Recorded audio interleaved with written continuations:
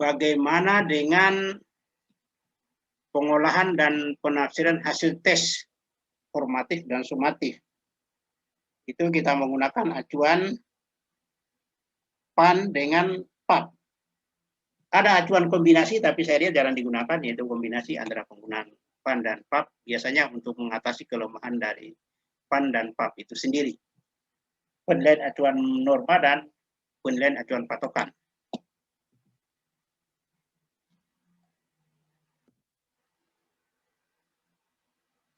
Pengolahan dari hasil tes ini tentu adalah merupakan kegiatan lanjutan setelah kita mengadministrasikan atau setelah kita melakukan kegiatan-kegiatan ujian atau melakukan penugasan kepada siswa atau mahasiswa, kemudian setelah itu adalah ada kegiatan pengolahan dan analisis tentunya. Penilaian adalah proses membandingkan dan menafsirkan capaian dengan acuan yang digunakan. Acuan, apakah dia menggunakan acuan norma atau acuan patokan. Kemudian terdapat dua pendekatan penilaian, yaitu penilaian acuan norma atau PAN dan penilaian acuan patokan atau PAP. Inilah yang kita akan bahas selanjutnya. Kemudian yang pertama kita bahas adalah penilaian acuan norma atau PAN. Penilaian acuan norma.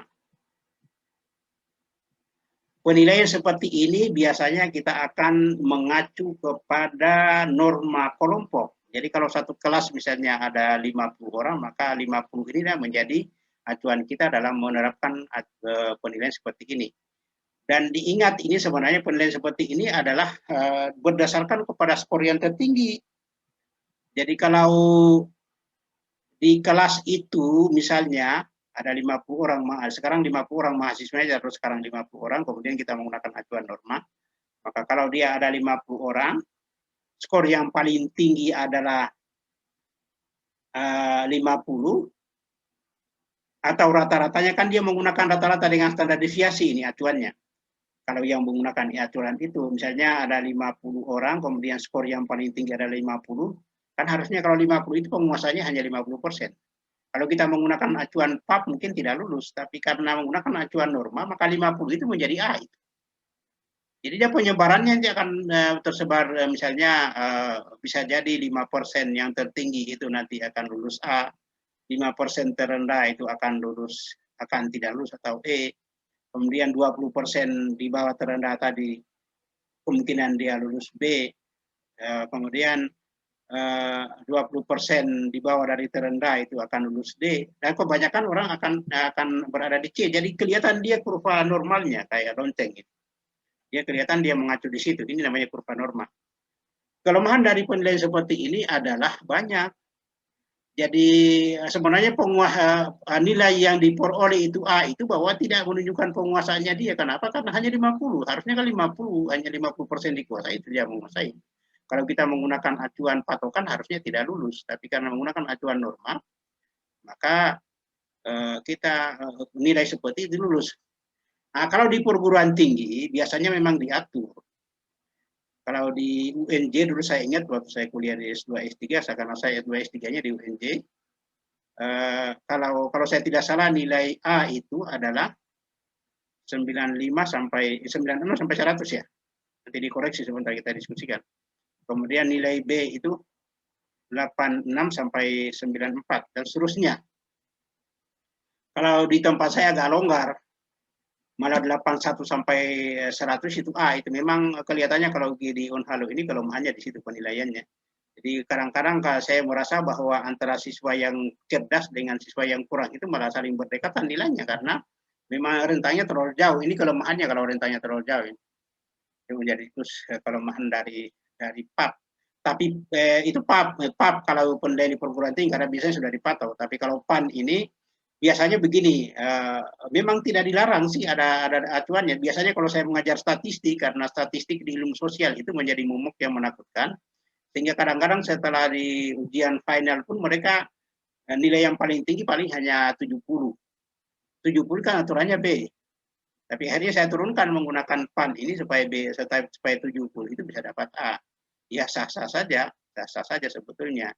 Jadi saya langgar aturan di perguruan tinggi, tapi daripada nanti pertanggungjawabannya agak susah, tambah-tambah nilainya kan semua dipertanggungjawabkan. Lebih saya menggunakan PAN, dan PAN itu kan sebenarnya ada dalilnya kalau kita di Islam itu ada dasarnya. Saya tidak mengarang sehingga bisa dipertanggungjawabkan. Kendati pun sudah tidak mengikuti aturan di perguruan tinggi. Tapi kan janggal juga kalau saya punya nilai tiba-tiba keluar yang paling tinggi B misalnya, atau paling tinggi C, kan 70 itu kan C itu kalau patokan. Kan jadi jadi unik, jadi akan jadi sorotan, mahasiswa banyak protes. Maka itu bisa kadang-kadang saya turunkan murid seperti ini. Kemudian dalam hal ini norma berarti kapasitas atau prestasi kelompok. Jadi norma itu nanti acuannya adalah bisa jadi kelompok, bisa jadi umur, bisa jadi kelas, dan seterusnya. Kemudian kelompok adalah semua siswa yang mengikuti tes tersebut. Kelompok itu nanti bisa jadi karena umurnya, karena kelasnya, karena sekolahnya, atau karena rayonnya, karena provinsinya. Jadi bisa saja digunakan ini, misalnya rayon, kemudian nanti siapa di rayon yang paling tinggi, dia kemudian yang lulus A. Atau bisa juga digunakan provinsi. Entah nanti apakah model penilaian kalau kayak ujian nasional itu digunakan begini, saya juga kurang paham. Tapi tidaklah, biasanya kan di situ langsung dilihat skor yang paling tinggi. Biasanya di Indonesia, misalnya skor yang paling tinggi didapat oleh orang ini yang ada di sini. Misalnya kan diumumkan seperti itu pasti acuan patokan lah. Pasti acuan patokan. Kemudian yang berikutnya,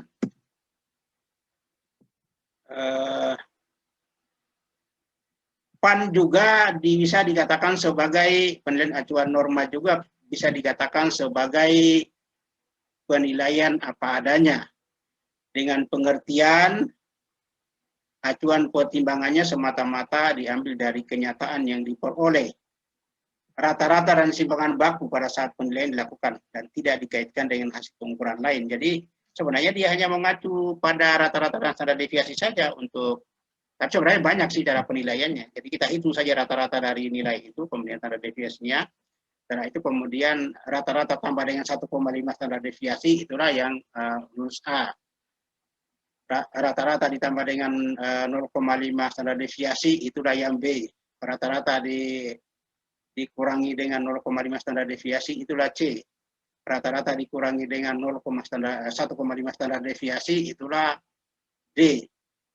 Yang di bawahnya adalah tentu E. Itu ada acuannya. Tapi kalau tidak mau menghitung karena malas menghitung rata-rata dan standar deviasi, sih ada teknik lainnya yang hasilnya juga tetap sama, nanti saya jelaskan. Jadi penggunaan model PAN ini adalah membiarkan siswa berkembang seperti apa adanya, tidak ada patokannya. Ya, kelompok itu misalnya rata-rata kurang, dan kemudian setelah diuji, dijumlahkan secara keseluruhan, ternyata nilai yang paling tinggi hanya 50, ya 50 itu dapat A. Mau di apa? Jadi memang penggunaan PAN membiarkan siswa berkembang seperti apa adanya. Dan ini kelemahannya sekaligus sebenarnya tidak menunjukkan bahwa kalau PAN itu dia menguasai secara keseluruhan materi pembelajaran, karena kalau orang yang dapat A di sini tidak menunjukkan bahwa dia menguasai secara keseluruhan, atau dia tidak menguasai 95% dari bahan pelajaran kita. Menguasai 50% pun tetap dapat nilai A. Itu kelemahan dari ini. Kemudian, namun demikian guru tetap merumuskan tujuan khusus pembelajaran TKP sesuai dengan tuntutan kompetensi. Ya, mengajari seperti biasa sih. Seperti biasa mengajar biasa, tetapi kemudian penilaiannya kita turunkan ke PAN ini sendiri. Kemudian tujuan khusus pembelajaran yang berorientasi pada komponen kompetensi tetap dipakai sebagai tumpuan dalam penyusunan evaluasi, akan tetapi pada saat pemberian skor yang diperoleh siswa, maka tujuan khusus pembelajaran tidak dipergunakan sebagai pedoman. Karena apa? Karena kalau kita menggunakan tujuan khusus pembelajaran atau TKP sebagai pedoman, maka penguasaan siswa yang bisa lulus A itu kalau dipatok 95, harusnya 95 baru bisa A, karena penguasaan 95 itulah yang menjadi unggul. Atau penguasaan 80% itulah kemudian menjadi 81% ke atas kemudian menjadi B, karena 80% sudah dianggap layak. Kalau ini kan tidak, penguasaannya hanya 50, tapi kemudian dia bisa mendapatkan nilai yang A, yang tinggi kalau nilainya. Kemudian, batas kelulusan tidak ditentukan oleh penguasaan minimal, tidak. Seperti halnya di sekolah menengah ke bawah kan ada istilah KKM, kriteria ketuntasan minimal. Kalau KKM-nya 80, maka tentu di bawah 80 itu adalah tidak lulus, harus remedial. Jadi yang dibagi itu adalah yang 20-nya. Ada yang dapat A, ada yang dapat B, minimal B, mungkin yang lainnya tentu C, tidak lulus. Itulah yang sekaligus menjadi kelemahan dari teknik penilaian seperti ini. Kemudian misalnya ini jika nilai rata-rata kelompok kelasnya rendah, misalnya 50 dari 100, jadi rata-rata kelasnya itu 50 dari 100. Maka siswa yang memperoleh nilai 55, karena kan rata-rata tambah 1,5 standar deviasi, maka siswa yang memperoleh nilai lebih dari 50, maka sudah bisa dikatakan, sudah bisa dipastikan dia dapat A. Sedangkan 50 ke bawah itu nanti dia akan dapat B, karena kan rata-ratanya, rata-rata tambah 1,5 standar deviasi, itulah yang dapat A. Rata-rata tambah 0,5 standar deviasi, jadi yang di atas rata-rata itu ada dua nilai, yaitu A dengan B. Sedangkan rata-rata kurang 0,5 standar deviasi, itulah C, dikurangi 0,5. Kemudian rata-rata kurang 1,5 standar deviasi biasanya adalah D. Di bawahnya tentu E, tidak lulus. Padahal skor 55 dari skor maksimum itu adalah termasuk rendah. Iya, 55 kan rendah. Kalaupun lain acuan patokan sudah tidak lulus ini. Tapi kalau norma dia termasuk lulus. Itu ini acuan norma. Ciri-ciri penilaian acuan norma itu dia relatif, maksudnya sesuai dengan capaian kelompok siswa. Capaian siswa adalah kelompoknya. Kemudian memberikan gambaran terhadap penguasaan kelompok. Jadi norma ini adalah penguasaan kelompok, bukan individu. Keberhasilan peserta didik tidak dikaitkan dengan penguasaan kompetensi. Tidak. Karena kalau penguasaan kompetensi itu 55 itu tidak lulus, karena hanya menguasai setengah dari 100. Menekankan pada perbedaan prestasi antara siswa, ya. Menggunakan pendekatan kurva normal. Jadi kurva normal jadikan pendekatan. Jadi nanti akan sama-sama itu antara tingkatan dengan tingkatan berikutnya dia mengarah ke kurva normal. Kelebihannya, ada juga kelebihannya. Menggunakan penilaian berdasarkan referensi norma atau kelompok di perguruan tinggi. Ini di perguruan tinggi bisa digunakan. Termasuk saya sendiri kadang-kadang saya gunakan. Kenapa? Karena kalau saya menggunakan patokan nanti akan hancur nilainya. Saya sendiri yang disalahkan, nanti dianggap tidak bisa mengajar. Maka itu saya beralih ke nilai ini. Tidak ada yang tahu juga, kendati pun sebenarnya menyalahi aturan, tapi bisa dipertanggungjawabkan. Ada dalilnya, ada dasarnya. Asumsi bahwa tingkat kinerja yang sama diharapkan terjadi pada setiap kelompok siswa. Bermanfaat untuk membandingkan siswa lintas mata pelajaran dan memberikan penghargaan kepada siswa tertentu. Bisa jadi. Tapi dia memiliki beberapa kekurangan. Tidak mendukung pencapaian tujuan pembelajaran. Kenapa tidak mendukung? Karena tadi itu dengan model nilai seperti tadi. Tidak adil atau tidak fair, karena dalam peringkat seorang siswa tidak hanya tergantung pada tingkat prestasinya, tapi tergantung pada kelompoknya, pada prestasi siswa lain. Kalau acuan patokan kan tidak, dia tergantung pada kemampuannya dia sendiri. Tidak dapat diandalkan siswa yang gagal sekarang mungkin dapat lulus pada tahun berikutnya. Iya, karena tergantung dari, misalnya sekarang dia tidak lulus, tapi kemudian setelah dia mengulang dia lulus. Karena tergantung dari kemampuan dari teman-temannya. Kalau teman-temannya ternyata lebih bodoh dari dia, maka dia menonjol sendiri. Kendati pun dengan nilai 30 tapi dia paling tinggi, maka bisa jadi dia lulus. Itu kelemahan dari penilaian acuan patokan. Kemudian syarat untuk penggunaan PAN ini adalah skornya bisa jadi terpencar sesuai dengan pencaran kurva normal. Maksudnya mungkin normalitasnya juga dipastikan apa normal apa tidak. Jumlah yang dinilai minimal 50 orang atau lebih besar dari 100 orang, dalam arti bahwa siswa yang jumlah yang dinilai minimal 50 orang atau lebih dari 100 orang, dalam arti siswa yang digunakan besar. Ini juga ada syarat seperti ini. Saya kurang paham penjelasannya, tetapi saya mengutip di bukunya Nitko, dia mencatatkan seperti ini, bahwa jumlah yang dinilai minimal 50 atau lebih dari 100 orang, dalam arti siswa yang dilibatkan. Jadi untuk bisa menggunakan acuan seperti ini adalah minimal 50 atau lebih 100 orang. Kenapa sebenarnya, kenapa harus 50 atau 100 ini? Karena Bisa jadi ada kaitannya kalau 100 orang itu, maka kemampuan mereka itu akan menyebar sesuai dengan kurva normal. Maksudnya tetap ada yang tinggi, tetap ada yang kurang tinggi, tetap ada yang sedang, tetap ada yang rendah, tetap ada yang sangat rendah. Tapi kalau hanya 10 orang, kemampuannya sama, nilainya semua 10, maka bagaimana cara normalnya? Itu alasannya, itu kenapa sampai begitu. Jadi harus banyaklah supaya nanti, sehingga kalau banyak itu kan kalau berdasarkan teorinya bahwa dalam kumpulan orang yang jumlahnya 100, maka nanti penyebaran kemampuannya pasti menyebar sesuai kurva normal. Jadi ada hubungannya dengan normalitas data mungkin yang belajar statistik. Kalau 100 orang itu penyebarannya nanti seperti dijelaskan di kurva normal bahwa nanti akan mendekati, akan ditemukan sekitar 5% itu orang yang kemampuannya tinggi. Ada yang ditemukan 5% yang kemampuannya rendah, ada yang idiot, imbisil, debil. Sebaliknya yang tinggi seperti Habibie, Albert Einstein dan seterusnya itu ada 5 orang kurang lebih.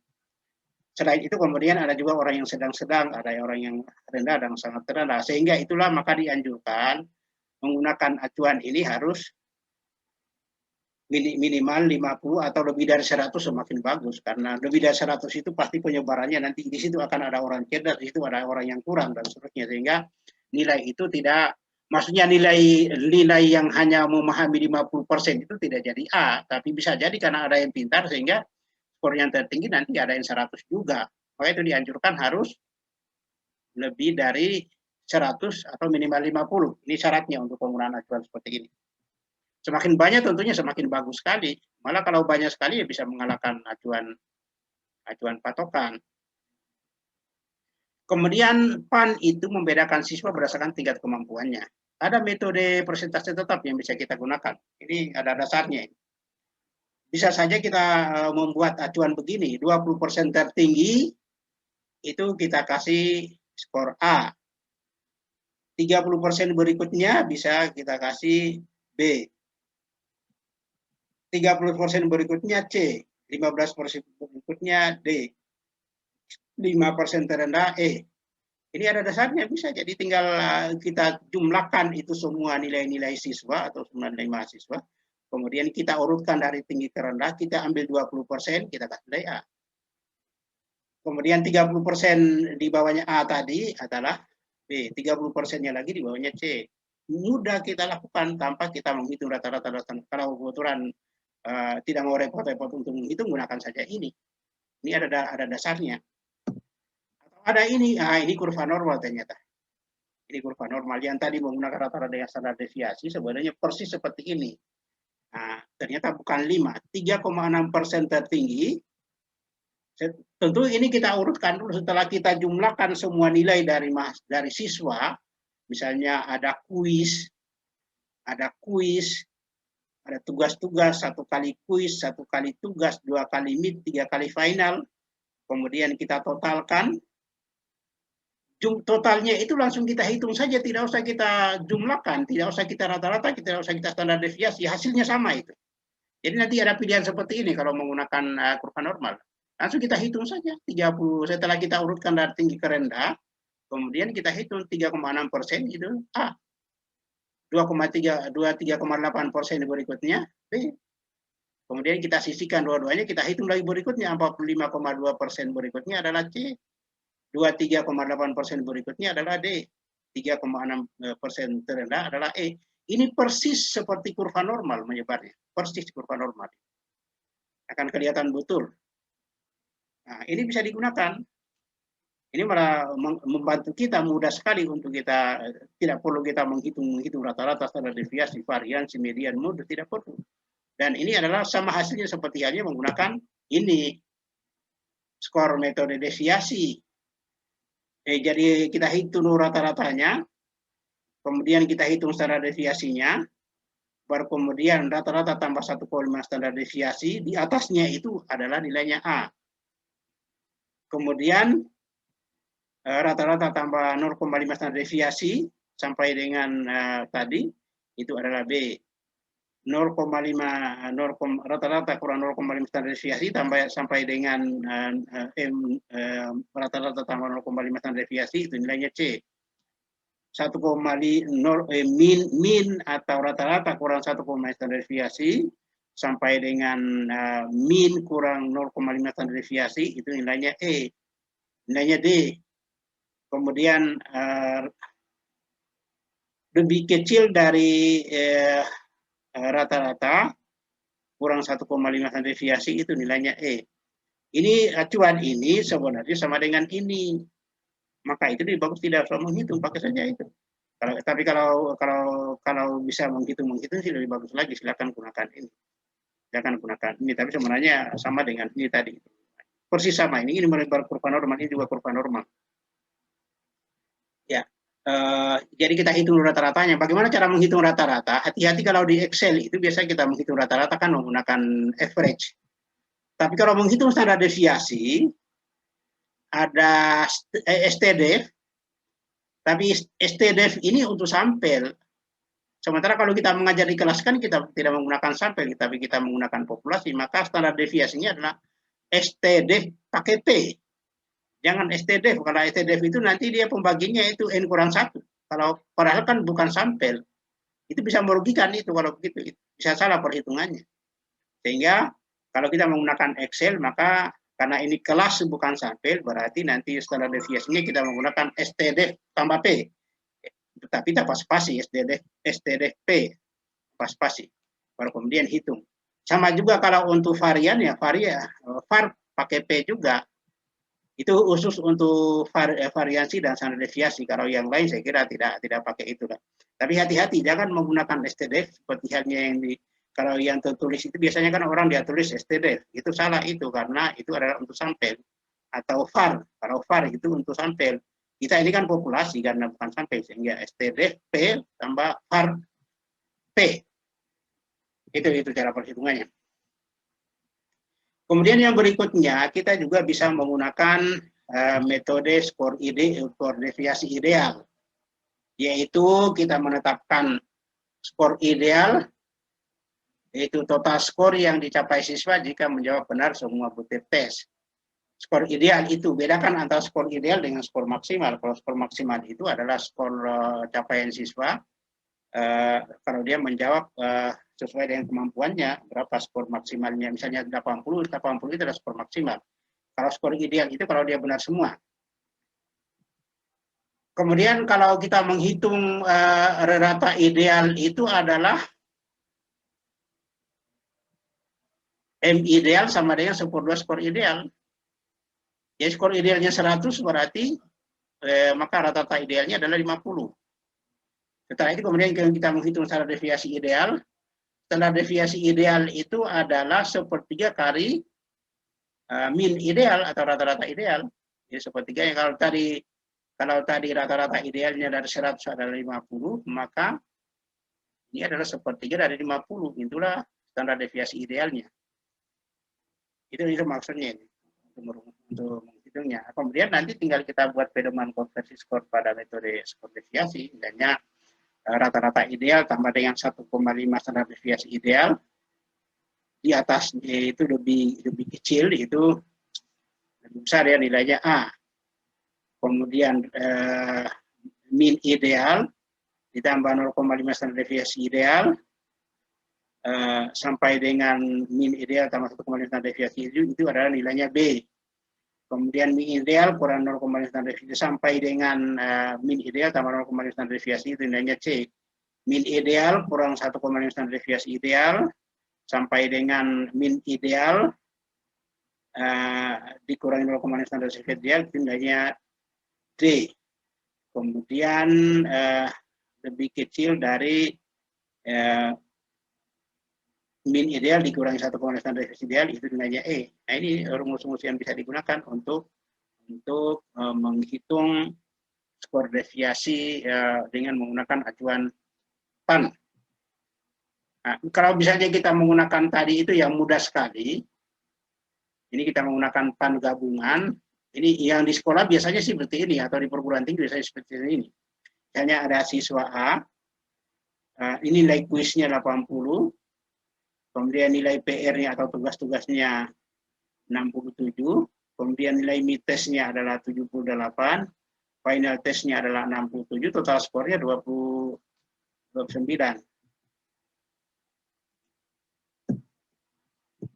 Total skornya adalah 292. Ini kita totalkan saja ini. Atau mungkin nanti kalau kita mengikuti aturan di sekolah, misalnya 2 kali mid test dan 3 kali final test, kemudian totalnya di sini berapa? Dari total ini tanpa kita apa-apakan, bisa kita langsung terjemahkan dengan ini. Langsung kita terjemahkan dengan menggunakan ini. Bisa saja nanti 20% tertinggi setelah kita urutkan dari tinggi ke rendah, 20% tertinggi itu adalah A. Atau bisa kita menggunakan ini tanpa kita apa-apakan, itu skor tadi, tidak perlu kita jumlahkan, tidak perlu kita hitung rata-ratanya, tidak perlu kita hitung standar deviasinya, langsung saja 3,6% tertinggi setelah kita urutkan dari tinggi ke rendah, kemudian langsung kita tafsirkan. Ini benar ini, benar. Jadi memudahkan kita untuk menghitung, tidak perlu dihitung rata-rata, tidak perlu ditanda deviasi, tidak perlu ditotalkan. Yang ada itu kita hanya menjumlahkan ini saja, baru kemudian kita terjemahkan sesuai ini. 36% skor tertinggi sama dengan A, ini akan menyebar di sesuai dengan kurva normal. Atau bisa juga kita pilihan di sini. Kalau saya sih lebih banyak menggunakan ini. 3,6% itu sama dengan A. Tanpa modal saya, hanya saya menghitung saja dengan menggunakan kalkulator, tanpa menghitung lagi standar deviasi, menghitung variansi, menghitung jumlahnya, rata-ratanya, dan seterusnya. Itu akan memudahkan dengan menggunakan ini. Kemudian yang berikutnya adalah penilaian acuan patokan atau PAP. Inilah yang sering digunakan di lembaga-lembaga pendidikan, di perguruan tinggi, atau mungkin di sekolah-sekolah menengah ke bawah juga menggunakan model penilaian seperti ini. Penilaian acuan patokan. Jadi penilaian acuan patokan atau PAP itu adalah suatu penilaian disebut PAP jika dilakukan dengan mengacu pada kriteria pencapaian tertentu, tujuan instruksional yang telah dirumuskan sebelumnya. Biasanya sudah disepakati di lembaga ini, model mana yang digunakan atau PAP mana yang kita akan gunakan. Di sini saya tawarkan juga beberapa pilihan, nanti bisa kita lihat. Jadi nilai-nilai yang diperoleh siswa itu dihubungkan dengan tingkat penguasaan siswa terhadap pembelajaran sesuai dengan tujuan. Itu tujuan instruksional yang telah ditetapkan oleh lembaga. Bagaimana cara scoringnya? Ini mudah sekali kalau kita misalnya ujian, kemudian kita dapat skor kita masing-masing, maka kita bisa nilai diri kita sendiri dengan menggunakan acuan ini. Kita totalkan saja, kemudian kita bisa tahu berapa nilainya. Kalau tidak sesuai dengan itu, bisa kita protes. Kemudian kriteria yang digunakan bersifat mutlak. Artinya kriteria itu bersifat tetap dan berlaku bagi semua siswa yang mengikuti pembelajaran di lembaga tersebut. Sama juga sih sebenarnya dengan PAN tadi. Tapi kalau ini kan memang sudah dipatok memang 95 sampai 96 sampai 100 itu A, misalnya 86 sampai dengan 95 itu B, misalnya 76 sampai dengan 84 itu C, tapi ya bukan B ya, dan seterusnya biasanya A itu rentangannya agak ketat, itu 96 sampai 100, atau bisa juga 91 sampai 100 itu ada yang menggunakan model seperti itu. Tapi ini kan biasanya di lembaga yang atur, kesepakatan lembaga. Kemudian hasil PAP ini dapat digunakan sebagai indikator untuk penguasaan kompetensi. Karena apa? Karena memang dia apa adanya seperti itu. Jadi kalau dia nilainya 80 berarti dia menguasai 80%. Kalau nilainya 70 dia menguasai 70%. Kalau yang tadi 50 A padahal hanya menguasai 55%. Kalau ini betul-betul apa adanya. Kemudian sebagai contoh untuk dapat diterima sebagai guru di lembaga tertentu harus mencapai ini. Misalnya saya contohkan tes apalagi CPNS misalnya. Kan di situ sudah dipatok, misalnya untuk kompetensi dasarnya 80, kemudian kompetensi bidangnya misalnya 70. Ya itu saja patokannya. Kalau belum dapat nilai 70 ya tentu itu tidak lulus. Kalau belum dapat nilai 90 tentu tidak lulus. Ini namanya acuan patokan. Jadi ada patokannya. Jadi kapan kita tidak mencapai patokan itu, maka kita gagal. Sama juga di sekolah-sekolah sebenarnya ada KKM. KKM itu batas lulus. Jadi kalau KKM-nya 75, maka yang lulus ya 75 ke atas, 75 ke atas. Itu aturannya. Jadi nanti kalau KKM 75 berarti yang dibagi nanti 25 itu bagi 4. yang tentu ada A, ada B, ada C, ada D. Malah yang ya, mungkin tidak ada D ya barangkali hanya C saja. Jadi 75 itu C batas lulus. Atau mungkin ada juga barangkali B kalau hanya dua nilai A dengan B. Sehingga 75 kalau sudah dapat 75 sudah tidak lulus maka dia harus remedial. Ada juga yang motor seperti itu. Kemudian ciri-ciri dari PAP ini adalah kelulusannya itu berdasarkan patokan atau persyaratan tertentu, bukan ditentukan oleh peringkat dalam kelompok. Kalau peringkat dalam kelompok kan tadi PAN. Penilaiannya tentu berbasis kompetensi, berbasis penguasaannya tentunya, menilai dengan kriteria yang telah ditentukan, ditetapkan di, kalau PAN juga kan ditetapkan di awal juga, tapi tidak, PAN itu bisa saja kita memilih sendiri, mana yang kita gunakan tergantung dari penyebaran nilainya, seperti tadi saya sudah sampaikan. Seringkali dihubungkan dengan penguasaan pembelajaran, betul, lulus tidak lulus karena memang sudah ada aturan yang ada patokannya. Kalau dia 95, 96 sampai 100 A berarti kita pastikan bahwa dia penguasaannya pasti 96 sampai 100. Jadi dihubungkan dengan penguasaan kompetensi. Kemudian mengenali apa yang diketahui dan apa yang tidak diketahui siswa pasti. Dengan menggunakan ini kemudian kita bisa pastikan bahwa siswa itu ternyata memang cerdas dia karena dia menguasai 95% dari materi yang diajarkan secara keseluruhan. Jadi kelebihan dari PAP ini lebih transparan dengan menggunakan rubrik atau skema penilaian, marking scheme. Nilai atau skor dapat dipertanggungjawabkan secara objektif. Betul memang. Kemudian lebih adil dan fair karena siswa diukur dengan berdasarkan standar prestasi, bukan dengan dibandingkan mahasiswa satu dengan mahasiswa lainnya, siswa satu dengan siswa lainnya, tapi berdasarkan standar penilaian sesuai dengan capaian masing-masing. Kemudian lebih dapat dipertanggungjawabkan secara kualitas dan prestasi siswa, lebih mudah untuk dipertanggungjawabkan. Itu digunakan untuk penempatan kegiatan belajar bersyarat atau berseri. Contoh digunakan untuk memonitor kemampuan setiap peserta didik dalam proses pembelajaran. Pasti karena memang nilai itu sendiri akan menggambarkan bahwa dia penguasaannya ternyata hanya kalau dia dapat D misalnya berarti penguasaannya di bawah 50%, sehingga tidak lulus. Namun kelemahannya adalah berisiko mengembangkan daftar nama kriteria yang berlainan. Berisiko mengembangkan daftar nama atau kriteria berlainan. Ini bisa jadi, tapi kan sebenarnya tergantung dari kemampuan yang menilai. Bisa jadi tidak terjadi seperti ini. Kadang akademisi kurang kompeten dan percaya diri untuk membuat penilaian acuan kriteria. Kenapa? Karena begini, kalau kita sebagai seorang guru, kemudian ada patokan bahwa KKM-nya harus 90, ini kan berat ini. Kapan kita tidak capai 90 itu, maka siswa kita itu sama sekali tidak ada yang lulus. Atau misalnya dipatok bahwa ternyata yang dapat A itu hanya 96 ke atas, maka A itu menjadi momok yang menakutkan. Susah sekali untuk kita dapat nilai A. Nilai A itu betul-betul penguasaannya kita harus hampir mencapai 100%, dan itu agak sulit, sehingga kelulusan siswa itu bisa jadi ya hanya paling berkisar antara B dengan C atau D atau E dan seperti kalau E kan tidak. Mungkin antara B dengan C, kalau D juga kan bisa tidak lulus, sehingga orang akan mengulang terus. Itu menjadi kelemahan dari model penilaian seperti ini. Dan A itu menjadi sangat berat untuk kita dapat kalau digunakan patokan 96 sampai 100 itu A. Tapi ada di tempat lain, saya mengajar di IAIN Kendari, mereka menggunakan kalau 96 sampai 100 A+. Tapi jarang juga sih orang dapat, tapi ada beberapa orang saya lihat kalau saya mengajar itu ada yang dapat A+, terus karena memang orangnya cerdas. Tapi kalau dengan model penilaian di Unhalu misalnya, seperti saya contohkan tadi, 81 sampai 100 itu A, sehingga antara siswa yang kurang dengan siswa yang cerdas itu hampir tidak ada perbedaannya.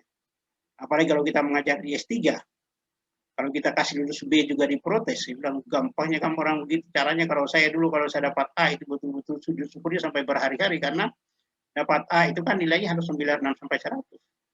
Jadi luar biasa itu A itu. Luar biasa yang bisa dapat A, memang betul-betul luar biasa. Jadi modelnya kalau sekarang mungkin sudah berubah di UNJ, kalau waktu saya S3 modelnya seperti itu. Kemudian tidak mudah bagi akademisi untuk membuat kebiasaan dari menilai berdasarkan referensi norma menjadi referensi kriteria. Iya sih sebenarnya sih, karena kalau misalnya kita menggunakan aturan patokan ini, Kadang-kadang kita malu juga dengan nilai kita sendiri, kan misalnya kalau nilai saya yang ternyata yang paling tinggi D kan berarti saya dianggap tidak bisa mengajar. Sehingga kadang-kadang saya turunkan menjadi, apalagi kalau kita mengajar, kalau yang hafalan-hafalan sih tidak terlalu susah. Dan kalau mengajar statistika, nah itu yang berat saya rasakan karena biasanya ilmu sosial itu lemah di situ. Kemudian siswa dapat mempertanyakan nilai mereka. Ada juga yang merasa pintar tapi ternyata tidak ada apa-apanya, dia bertanya juga ya. Kalau model seperti ini saya silakan diprotes, tapi saya simpan semuanya, saya kirimkan ke dia. Lihat kondisi sendiri tugas-tugas berapa harusnya dapat. Saya coret-coret, saya yang begini saya harus bisa pertanggungjawabkan sehingga apa yang saya nilai itu semua referensinya saya simpan, karena ada saja mahasiswa yang tidak percaya diri, dia merasa bahwa harusnya pintar tapi padahal kenyataannya bodoh. Dia protes saya kasih. Tapi kalau tidak ada buktinya kan kita akan ditelepon terus, kita akan diteror terus bahwa harusnya saya dapat A, tapi dengan bukti itu.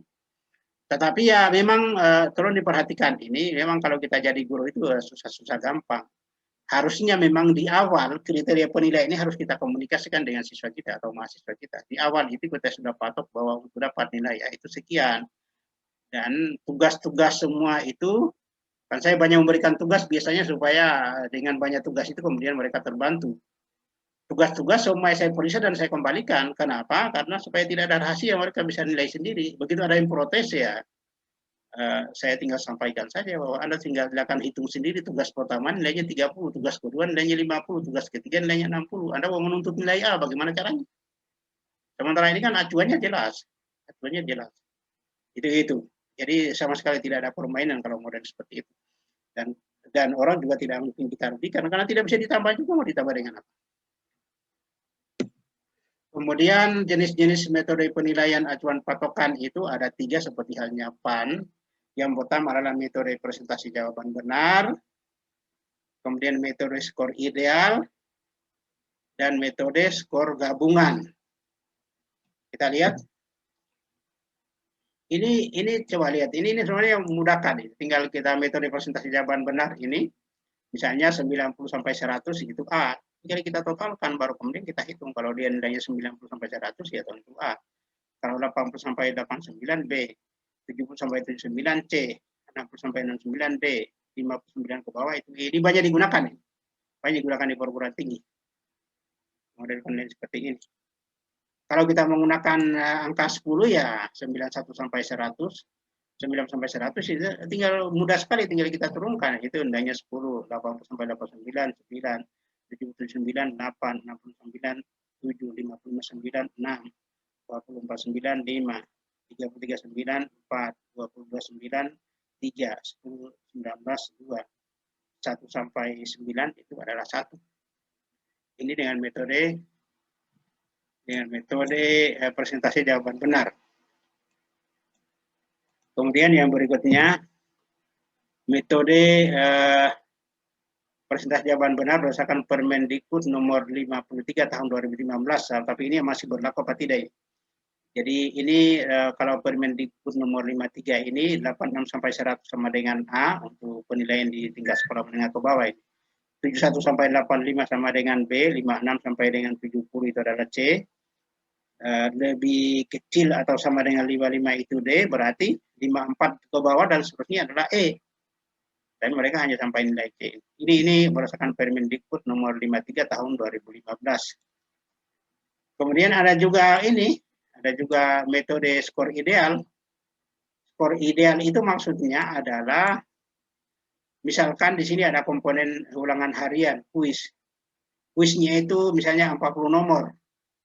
Pilihan ganda, maka tanpa penalti karena guessing. Itu berarti dia dapat 40 kalau skor idealnya. Kemudian tugas-tugas itu ada tugas-tugas yang telah dirata-ratakan, dia totalnya 20 nilai totalnya, nilai idealnya. Ulangan tengah semester atau midtest itu 40 dia nilai idealnya. Kalau ulangan akhir semester 100 nilai idealnya. Kemudian tinggal ditotalkan 200. 200 itu kemudian tinggal dilihat di sini, dibikinkan rentangan seperti ini. Total skor idealnya. Jadi 180 sampai dengan 200 itu adalah nilainya A. Tapi dasarnya tadi skor ideal ya. Skor idealnya, skor ideal kalau skor maksudnya kalau dia benar semua. Kemudian 160 sampai 179 itu B. 140 sampai 169 itu C. 120 sampai 139 D. Di bawahnya itu adalah E. Mudah sekali kalau menggunakan teknik seperti ini. Jadi ini skor gabungan secara keseluruhan tanpa kita menghitung rata-rata, standar deviasi, variansi, median, modus, kemudian tinggal kita totalkan baru kita hitung. Bisa kita gunakan, mudah untuk menggunakan ini. Kemudian metode skor gabungan, seperti tadi misalnya ada kuis itu nilainya 20%, PR itu 10%, mid test itu 30%, final test itu 40%, totalnya adalah 100. Kemudian setelah ini kan sudah dihitung persennya semua ini sudah dihitung persennya, sudah hitung persen, tinggal ditotalkan saja 73%, 86%, 77%, 80, 81. Kemudian nanti nilai-nilai ini bisa saja kita tafsirkan, ya, bisa kita tafsirkan dengan menggunakan tadi permen Dikbud nomor 53, misalnya 86 sampai 100 itu ternyata satu orang, berarti satu orang yang dapat A. 76 sampai 85 itu B, itu ternyata 9 orang, berarti 9 orang dapat B. 57 sampai 70 itu sama dengan C, yaitu berarti 5 orang yang dapat C, tidak ada yang D.